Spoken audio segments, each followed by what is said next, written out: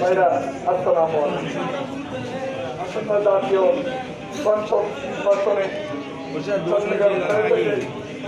বাংলাদেশ জাতীয়তাবাদী দল বিএনপির মনোনীত প্রার্থী সমর্থনে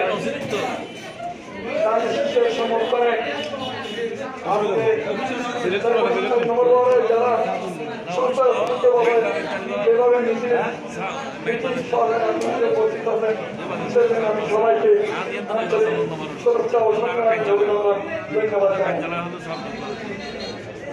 জাতীয় বন্ধুরা সহযোগী ভাইরা ভাই বোনেরা আপনারা আগামী 12 তারিখ নারী শিশু বলছিলেন এবং ভোট দিয়ে